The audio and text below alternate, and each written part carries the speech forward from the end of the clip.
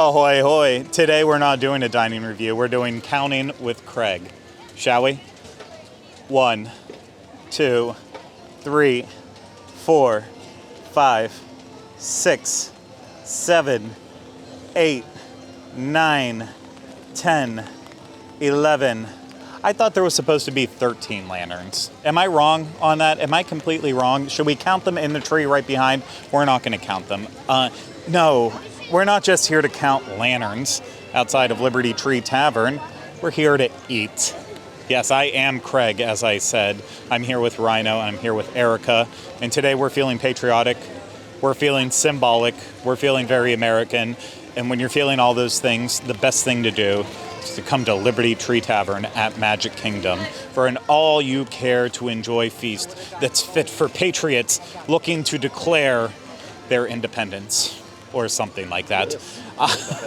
This is brought to you by Dreams Unlimited Travel. If you like our content, you want to support us, book a vacation through Dreams Unlimited Travel. It costs you no extra money. You get the support of an awesome Dreams Unlimited Travel agent. So head over to dreamsunlimitedtravel.com today. To not use Dreams Unlimited Travel would be distinctly unpatriotic. Yes. So it's been a while since we've all eaten at Liberty Tree Tavern. It's a rainy day, so it kind of feels right for it. I don't know. I assume that's what happened back in colonial revolutionary times. Just rained all the time. People were sad and miserable. Abraham Lincoln, the chopped down the cherry tree. Thomas Jefferson was in Hamilton, and all that good information and more. So let's go ahead. We're going to go eat, and yeah, it's going to be good. We have sat down in the restaurant, and guess what? We're actually already done with the meal. It was that quick. The second we kind of sat down, it felt like food just kept on a-coming. And so we didn't really have a moment, a breath to start recording. So I figure we're going to go back now, and we'll just take you through it piece by piece. So if you didn't know, it's an all-you-care-to-enjoy menu, served family style. This is $42 a person. You get an appetizer section, an entree section, a dessert section, and there's some beverages included that are non-alcoholic. And then there are also alcoholic beverages included for purchase. So in those beverages section, you get stuff like the usual, the hot tea, the coffee, the chocolate milk, which I don't know if that is normal, but then you got Coke, Diet Coke, root beer, Sprite, Minute Maid, apple juice, zero sugar lemonade, stuff like that. So the fountain drinks. For our appetizer, we the appetizer portion, it's a salad. It's a salad. You've been to a restaurant? It's a salad. You get the Declaration salad, which is mixed greens, apples, cranberries, and cheese with the house-made dressing. And then Erica, of course, got the plant-based version, which she'll talk about in a little bit here. But I thought it was a pretty good salad, a nice appetizer. It had the tri-blend mix, which I'm always a fan of. And the apples were chopped. They were like diced. Very tiny. I think I would have left them as slices maybe, because there were some like radishes in there that were slices, and I think I would have given it a little bit of would have upped the texture level on it just a little bit, because that's what it kind of left me wanting. But I thought, well, I'm not going to be picky about the salad, because the salad is not what we're really here for. So, but overall, I enjoyed it. What about the rolls? I forgot about the rolls that we had, too. There's nothing on here about them, so I can't describe them to you, other than there's 6 dinner rolls, and I believe they were brushed in some sort of garlic butter with Herb Hertlinger garlic butter. Those were okay. Erica's came out glistening and shiny and loaded with garlic. Ours looked longingly at her garlic, but they still was a garlic flavor to them, and I love garlic. I can never have enough of it, so they weren't bad either. Craig ate 3 of them. Yeah, I said it. I told on him. He's going to tell you anyways, but you had 4? Oh, you ate them all. Okay, I thought they took one away. I guess you kept it, so good for you, buddy. He loves bread. So that was the start. I'm not going to lie to you. I feel like it went all downhill after that. Now it is my turn to talk about my salad, the plant-based version of this, because Rhino already spoke about the normal version, and it's called the Tavern salad, and it has the mixed greens, it has that house-made dressing, and it has the, I don't know, it's a vinaigrette with honey. But it also has the apples and the cranberries. The only thing it doesn't have is the cheese. And it was like a nice light way to start the meal here. A lot of Allow me to interject for a moment. It was a honey shallot vinaigrette. A honey shallot. Somebody has to know some things here. Yeah. That person isn't me. I Googled it. But it had a lot of crunchy water, which is what I call lettuce. What? I call lettuce crunchy water because lettuce is basically just water. But all the other greens that were in it, like, it's fine. But it was a good way to start the meal. And like Rhino said, things did kind of go down a little after that. But I was happy with the salad. Erica, you'll have to remind me once again. We had the declaration salad. What did you have? The tavern salad. Okay, so I'm going to try not to go into a Seinfeld routine here, as easy as it would be, but why do they need to change the name when the only difference is one doesn't have cheese? I mean, come on. It makes no sense. It makes no sense. It's just, hold on. Okay, why wasn't it the Bill of Rights salad then? Boom, nailed it. Okay, fantastic. Declaration salad. The declaration salad. It's a good salad. I liked it. Because it's the preamble. It's really though. I can't get over this. Like it's a salad. I hope it's plant based. If it's not plant based, what is it? Like I don't want meat salad. I don't want a good ham salad. Can I have the chicken salad for my appetizer instead of the plant salad? It's great. The dressing was really nice, not overly heavy. I thought that it really worked. I could have used more apples and less cranberries on it, but let's be honest. The real star of the show was the rolls. They're like Parker House rolls, and that herb butter on top. Oh, made them so good. You don't need any extra butter on it. You need to eat them like they are. Is when they're warm and they're lovely and they're nice. And you know what? Skip the rest of the meal. Just eat the rolls and the salad. You'll be full. Not $42 full, but close. I shouldn't say that too. I liked parts of the entrees. I feel like there was a really missed opportunity calling the appetizers the preamble, just because it's called It's called the Declaration Salad. I'm an idiot. Okay. Anyway, the entree is called the Patriots Platter. Not the New England Patriots, I think. I think just Patriots in general. Although technically this is supposed to be in a New England town, yeah? I believe so. Okay. Well, thank you, Erica. Anyway, the entree is the Patriots Platter. It's roasted turkey, pot roast, and oven roasted pork with mashed potatoes, seasonal vegetables, but we only got one. It was a green bean. Herbed stuffing and house-made macaroni and cheese. And then, of course, Erica will speak. There is a plant-based option as well. And then there was also an allergy-friendly stuffing as well. I didn't love any of these things on this plate. I thought the mashed potatoes were fine. Honestly, the green beans were pretty good. They were nice and like that crunchy with garlicky, salty. Like I liked those. But the meats for me just kind of, especially the pot roast and the pork. The pork and the pot roast were the exact same texture, so they were like both like shredded beef, and not shredded beef. What am I saying? I dropped a menu and I panicked. They were shredded, like the type of meat you'd put in enchiladas. And I feel like they didn't offer me a lot in flavor-wise. They were very salty, a lot of sodium in this. The turkey was okay though. It was fine. It was better than I expected. I'll say that.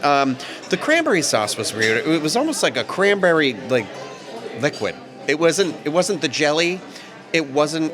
I mean, I guess liquid would make it sauce, but it was very much like you could turn it over and dump it over. It wasn't something you would eat by yourself, I guess. And I'm used to like either cranberry sauce that jiggles out of the can with the ridges or the fresh made kind that has like, the chunks of the cranberry in it. And this was kind of just like water cranberry. It was borderline cranberry juice, a thick cranberry juice, if you will. But the macaroni and cheese was awful. It literally tasted like nothing. It was like... It looked like macaroni and cheese, but when you put it in your mouth, you're like, am I eating the fake thing on the table that you're not supposed to? Because that's what it tasted like. No taste at all. That's it, I think, for the entrees. I tried a bite of Erica's plant-based meatloaf, and I didn't care for that much either. Her stuffing, on the other hand, I think was the highlight of the entree area for me. She'll speak about it more. Coming soon to a Panda Express near you. That joke will make sense in a little bit. Now it's time to get into my entree, which was the Impossible Meatloaf. This is part of the plant-based portion of the meal.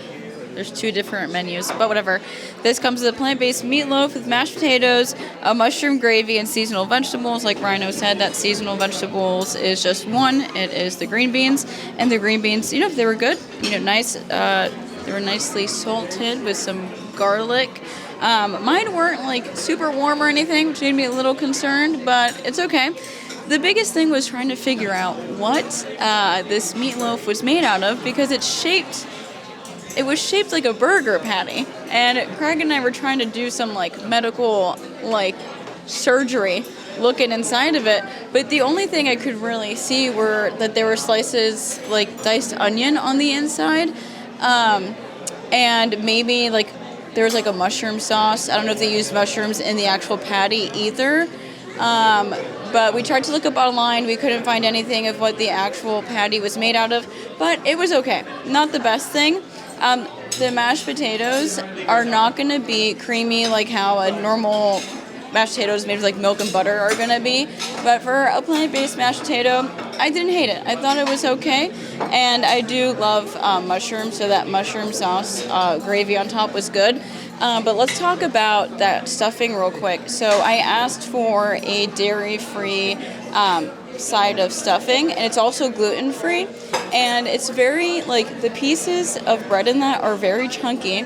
And the flavor profile didn't really match what we were having, because it was very reminiscent of, day-old Panda Express. You could taste the MSG sitting in this dish, but there was something just so, addicting about it. We all just kept poking at it, because we're we don't really know what it is. It's making us want to keep eating this. But if you ever had, a day-old Panda Express, you would know. Sometimes it just hits the right way. Day-old Panda Express can be good. So that was that, which doesn't really match that whole, Thanksgiving-ish feel of food. But that was definitely one of the better things I had, just because I just kept gravitating towards that more. But overall, it's okay. Before I trash anything in the entree section, I want to point out how accessible this is in terms of not over-the-top flavors. It's very classic American fare. So while it's just turkey, pot roast, pork, mashed potatoes, green beans, it's there is something for everyone in this platter. You're not gonna walk away and be well, you could walk away and say you hated everything. That is perfectly acceptable, but it's not oh, why did I get this platter? I like nothing on it. If you don't like one of those things, that's news to me. But for me, the highlight was actually the pot roast. I mean, yes, it's doused in gravy, but it was a well-made pot roast, not overly fatty and just kind of fell apart. So it wasn't bad. And the pork, yeah, they didn't need the pork if you're going to have the pot roast. Just lock down on the pot roast and then skip the pork. The turkey for me was slightly dry, and yes, the gravy is there to fix that, but it was still on the dry side regardless. Stuffing was fine. I could have used a little bit more seasoning in it, maybe a little more sage, something herbalicious to take it to the next level. The gluten-free stuffing, on the other hand, yes, I will.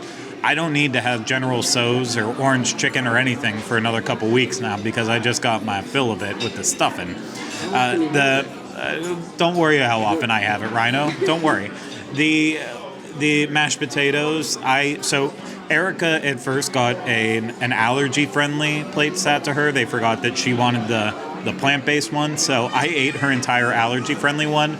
The first bite of mashed potatoes I took, I said, how could these get any dry or staler? And then I realized, it's because she has a dairy allergy. They didn't put any cream in it. So then when I had the real mashed potatoes, those were actually fine. Those were good. They didn't need gravy. It just took it to the next level, as did the cranberry. I don't have as many issues as Mr. Massachusetts over there with, I come from the cranberry capital of the world. I'm Ryan. And that, I think you still come from there, even if you don't currently live there. No, it's not currently the capital. Well, we don't need, you're not Mike, so we'll explain it in the We'll explain it later. But anyways, I think, the cranberries, they added that nice little sweet and tartness to the entire meal. The green beans were a highlight because they were crunchy. They had enough seasoning on them with the salt and the garlic. I walked away very full from this portion, so I really can't complain. Would I like it to be better? Yes. Was it the best thing I've ever had? No. Was it kind of an insult to Thanksgiving-style food and pot roast and all that? Probably.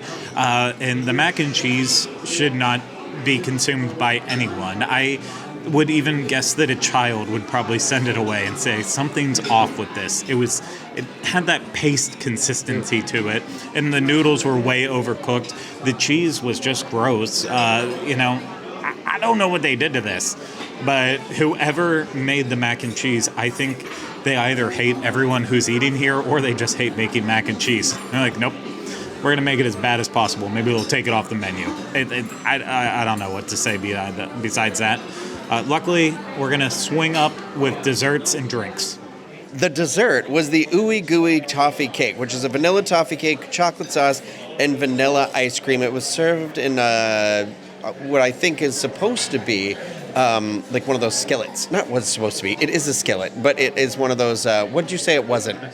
A cast iron skillet was what I'm thinking of. But I can't complain about that because, honestly, I did enjoy the dessert. I didn't love whatever the ice cream is on top, and we've been sitting with one in front of us for about 30 minutes, and the ice cream still has not been melted yet, so it's like that very sort of questionable type of ice cream. The je ne sais quoi, yeah, as the French say. And so, but the cake inside of it I enjoyed. This is actually our second serving because I was like, the server put the check down with the dessert, and I was like, oh, I was gonna order a tea, and then also we were gonna get drinks, so we ended up ordering drinks because of that, to kind of help with the time management here. So I got for the, if you're not familiar, they have the beer, wine, and now specialty cocktails, and I went with the ginger pear snap, which is Tito's handmade vodka, Saint Germain elderflower liquor, Domaine de Canton ginger liqueur,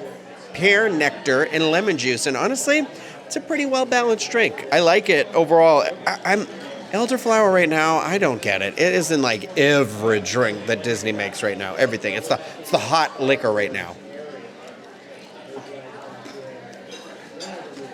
But there was a nice little sugar rim on this, and the pear was nice. I'm really into pear right now. I feel like it's going to be my November fruit. But I thought it was pretty decent. It was $16. Drinks at Disney, they're not cheap, but also here it is. Now you can drink inside of the Magic Kingdom, if you have a reservation here. So that's my thoughts on the dessert. More to say moments from now.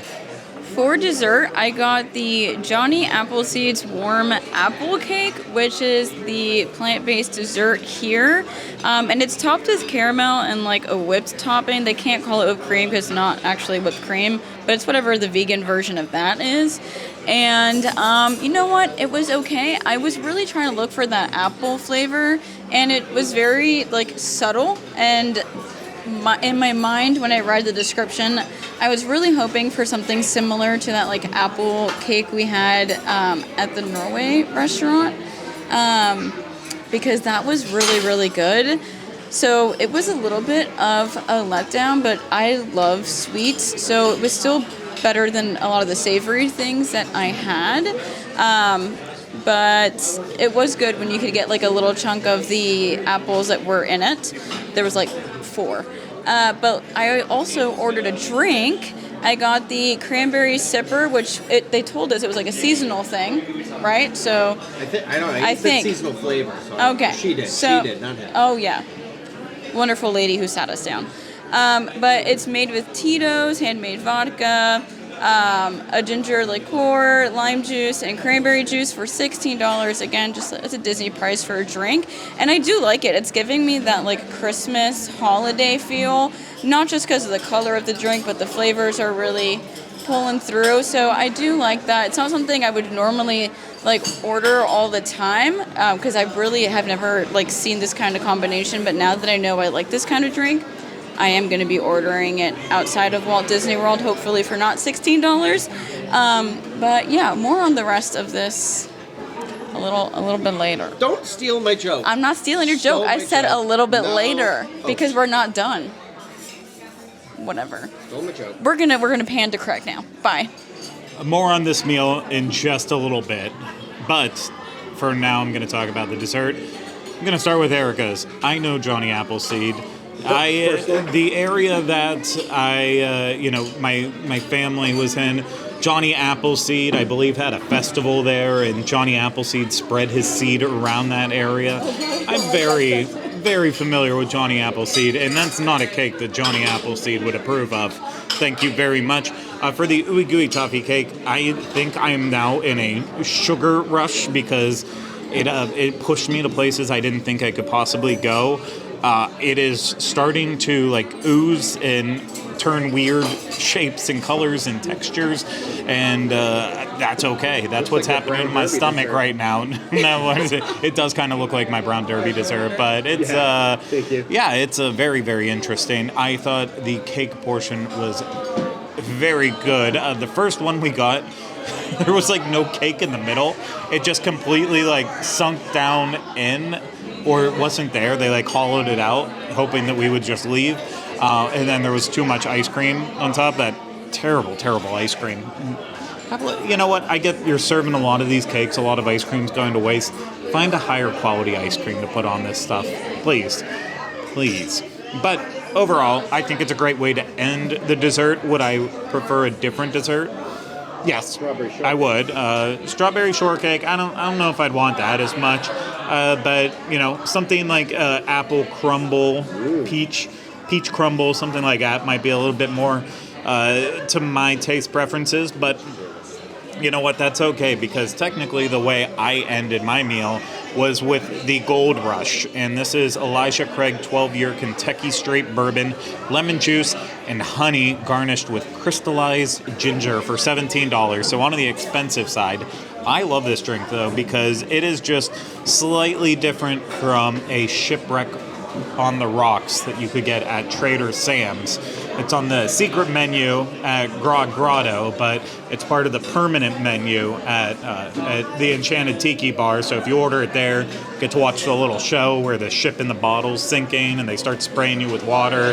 There we go, Shipwreck.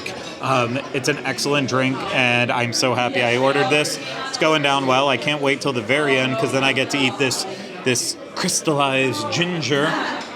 That is also my name, crystallized ginger. But that's okay. And yeah, you know what?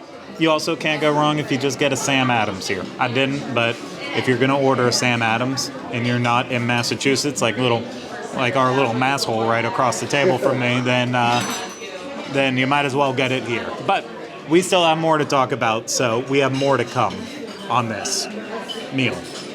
Now that we're outside of the restaurant, I feel like I've got a few more things I'd like to say while we're out of earshot. I think we had some of the worst service that we've had in any of the dining reviews we've ever done. And I feel a little bad saying that. But we basically had, the server was the type that they'd walk up and they'd be like, okay, what do you want to drink? Oh, and they walk away from you as you're trying to talk to them, and you're like, and I said in the video, I believe earlier, that he also put the check down with the dessert, which really was fine, but it was also we never got asked if we wanted anything more to drink. I mean, he did fill up our water, but it was he would never stand there. He didn't explain any of the food to us, really. And I would be like, oh, maybe that's just how it is here because it's a quick turnover. But we literally had another server in our section, and I was watching how this server was with everybody, and he was just so nice and sweet and wonderful, and he looked like Drew Carey, Craig pointed it out. And all I could think now is that sweet Drew Carey. He sounds dangerous, but he's a big sweetheart. And so, I don't know. And then on the way out, Craig also met another cast member that I'm sure he's going to talk about in a second that filled us in on some cool fun facts about the area. And I was like, man, we just got the dud, I think, in the group. So it was not great. So I definitely do not recommend, well, I'm not going to say who it is. So cards are wild with who you're going to get when you get in there, I guess. But I didn't do the numbers. Well, I did my job, and I wrote down my ratings before we even left the table. But yeah, it was an interesting experience, and I'll talk about it as I go through my rating. So the ambiance, I'm giving it an 8. I know it's pretty high, but it's just because I felt like nice, warm, and cozy inside there. And I have like nostalgic feelings attached to the restaurant because of my family ate here every trip. This is the only place my dad would eat at. And so I just hold like a lot of coziness to the inside of this restaurant. Presentation and preparation, listen, I'm gonna give it a 7 because nothing looked beautiful when it came out. Okay, Craig had to prettify some stuff.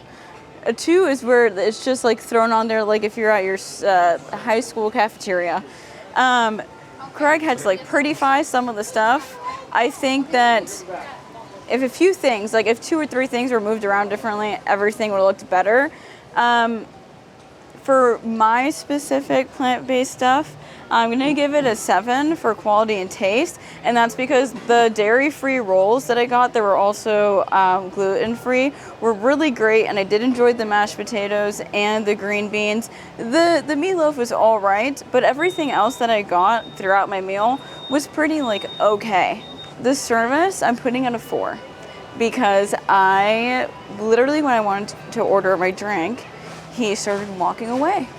And I don't like calling out to people. I don't like to raise my voice, but I had to be like, excuse me, for them to turn around so that I could put in my order. And the other thing that happened was at the beginning, they were kind of rushing through explaining the like dining process. And I had said, you know, they were like, oh, this is gonna come to your table, you're gonna eat this. And I was like, well, I want the plant-based option. And all they really paid attention to is the dairy allergy, which I appreciate. But what happened was that they just brought out the dairy-free version of the normal meal where I don't eat pork or beef, and I don't really like turkey like that. So I wanted the plant-based option. So I had to ask for the plant-based option once they brought the other one to the table. I was like, I did not order that. So that's where service is going to a 4. And the cost, I don't know. I put it an 8 because like $42, you get a lot of food. If this is food that you enjoy, you can get like that amount out of it if this is what you love. I'm not the biggest like Thanksgiving types of food. I love all like the sides and stuff. But if you, like my dad always got his money's worth when he ate here because he loves this food. So I think if you love this type of cuisine, you'll make it worth it. So that's why I put it at an 8. So the total brings me to a 3.4 out of 5. I do now have my numbers as well, and I actually think Erica spoke a little higher of it than I feel, and I don't know what Craig's going to say of it either, but I'm just going to run down through the list here, and for ambiance, I have like a 6. I feel like I ended up using the restroom before we left. Awful. And it was like, for men at least, it was 1 urinal, 1 stall, and just the sinks didn't work, and there was no paper towels in there. I'm doing the thing with the machine. So I was like, okay, well, this is a great end to the meal here. But also I noticed like out here, while we're standing out here in Liberty Tree Square, I can hear the Yankee Doodle on like a recorder or whatever they're playing it on. And I was like, I don't think there was like any music in the restaurant. There definitely wasn't any in the bathroom. And so like, that was where I started thinking, where I was like, I feel like the ambient, there's a couple of things they could add to it. Like I like the inside, again, that it looks like a big, like old sort of colonial house that we're all having a big meal in and stuff like that. So I definitely give it points for that. But I feel like it's kind of beyond that, it's kind of doing the bare minimum. So I give that a 6. For the food preparation and presentation, I give it like a 5. It looked awful when it came out. And Craig, there was like the tongs, the spoon and everything. Craig made it pretty, and I was kind of like, I feel like you should take a picture of what it looked like before you did what you did to it, because whatever you see in this video is not what it looked like when it came out. One of them specifically, like you could literally see the indents of all the utensils where they seem to have been like, either a plate was put on top of it or something. I don't know. It was kind of all slopped together. And I get it. It's family style. You know, that's the other thing that's kind of low. It's like there's not really a lot of finesse to this sort of an element when that comes out. But I don't know. It didn't make it look like overly appetizing to me. It looked like a plate of slop. So quality of taste, I give a 5 as well. I didn't really like. It was fine. There was nothing in there that I'm like, oh, I'm going to run back for. The dessert, like I said already, was was okay. Was probably a highlight, as well as the garlic buttered rolls. And I liked the salad. It was nice and fresh. So for service, I'm giving it a 2, and I would give it a 0, except for, well, I feel like a 0 means nobody was there, but the 2 I give because of the wonderful cast member that we saw at the other table gets 1 point, and then the 1 point gets the other cast member who gave Craig the tips outside. But that guy definitely, our server, whoops, now I've said it was a guy, really did make this kind of feel like a rush and not an experience at all. So terrible. Cost, I say a 7. Crazy, right? The highest number on here, but I feel like you definitely can get your money's worth out of the food that you're getting here. It's a lot of food. You are going to leave full, assuming that you're like me and you still eat food on your plate, even if you don't like it or not. So I give it a 7. So all in all, that's a 25 out of 50, which is a 2.5.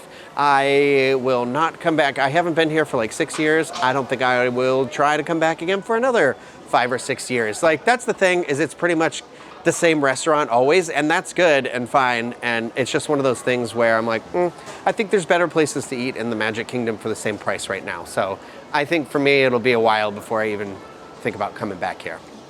I am going to be a lot nicer with this because I did have such a great experience at the end as I was walking around with Melinda from Orlando, Florida. She was one of the people at the restaurant, one of the cast members that was seating guests that were coming in. And I'm tying her into the ambiance of the restaurant because honestly, had she been the one to seat us, it would have been such a more enlightening experience. You know, I know a lot about Disney. I try to pride myself on that, especially with the history. I don't know everything, and I'll never pretend I do. With this restaurant in particular, I feel like I don't really know a lot about it, besides I know it's obviously the colonial times, and that's about it. And then it gives you that Thanksgiving feels. But there is so much happening in that restaurant, and I'm sure people are like, I can't believe you haven't watched this person's video or listened to that episode of Connecting with Walt you did where Michael explained all about it. Guess what? Sometimes it's very late at night and I don't hear it, and I don't watch a lot of Disney stuff because we're constantly living it. But that being said, like, all the times I've eaten here, you notice the rooms and you notice, George Washington on the wall and Thomas Jefferson. And so I saw one funny sign hanging on the wall. And Melinda came up to me and she asked, like, are you a military man? And I said, no, I'm not, because that's the truth. And then she's like, well, are you a Navy man? And I said, no, I'm definitely not any of those things. And she was like, well, I'm a Navy person, and I saw you admiring that sign. And can I tell you a little bit more about this room? It's the John Paul Jones room. And, Navy people like golf. And this is part of the reason why, and walked me over to where there's a picture of John Paul Jones golfing, and gave me the full story on it. I'm like, wow, that's more information that we got in this 10-second interaction than the entire meal that we had leading up to it. And the person who did seat us at our table, she was very nice. It just wasn't it wasn't the same. It wasn't the explanation of, here, this is where you are, this is what the theme is, this is the style, this is the story. I watched Melinda literally walk a family that was sitting in the same room as us, sitting as close to the entrance door as you could possibly be, but she still walked them all the way around the restaurant to tell them about every single room and explain what was happening in there. And as we do these, we talk about the Disney difference. That is a Disney difference. Yeah. And so she explained to me that room, and so then that led me to be like, I want to check out every room. And she even pointed me in the Benjamin Franklin room. That's the only place you can find a Disney character in, the mouse Amos from the Disney short Ben and Me. And of course, that's why he's in the Benjamin Franklin room. So look in there for him. He's also up in the window of Liberty Tree when you're standing outside. Something I don't think I've ever noticed it before. Maybe I knew that detail. It really took her to slow us down and be like, look up and see him. And did that, and now I'm going to impress no one with that fun fact because you probably already know it, and you're like, these guys do this for a living, and they're just finding this stuff out. You sure about that? You sure about that?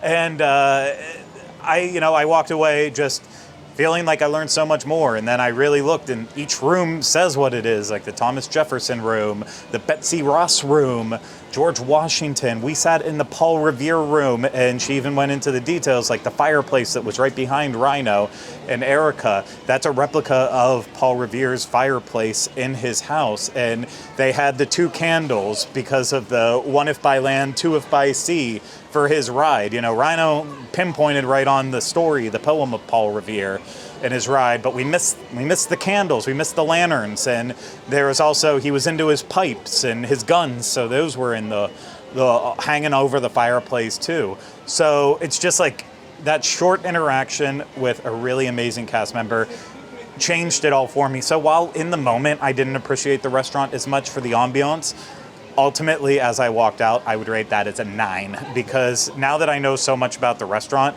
like if we would have known that at the start, I would have just sat in there taking in everything, walking around, taking it all in. And I'm a fan of that revolutionary time period of reading and learning about it. So that gives me a leg up. Rhino lived it his entire life. I get it. You're from Massachusetts. I'm not from the past. You know everything about colonial times. I get it, Ryan. You don't appreciate it like I do because you lived Civil it. War reenactments down the street. I lived in Pittsburgh area. We're well known for the fact that George Washington came through one time near like Fort Duquesne, and then he was like, bye, Pittsburgh sucks, going back to Philadelphia.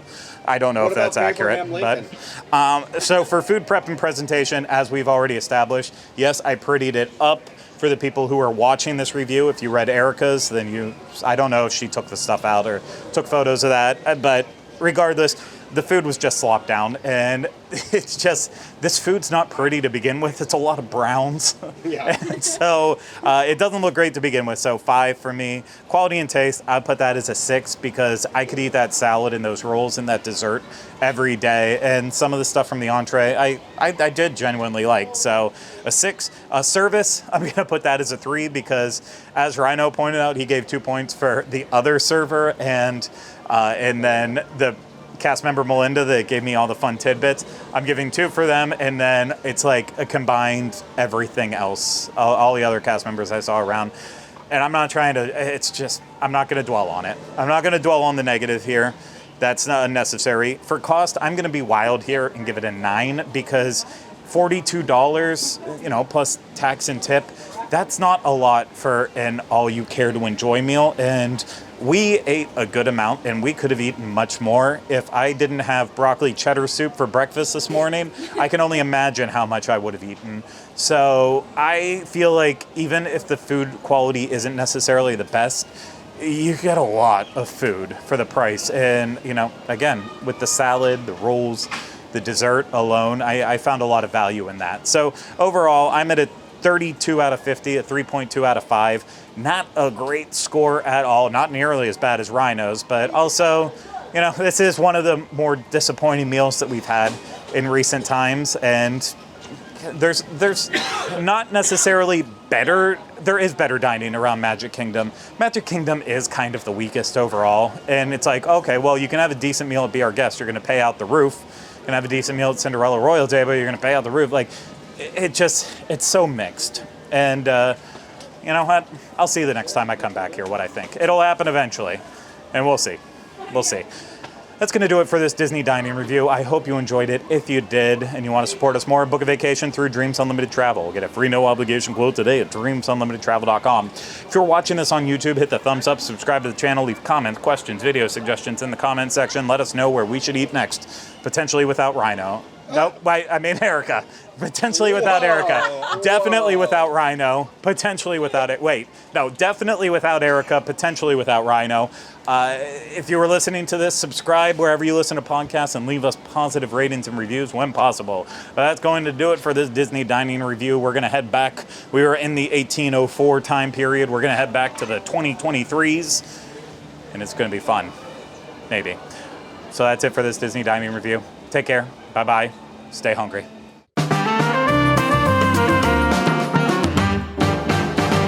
Yummy, yummy.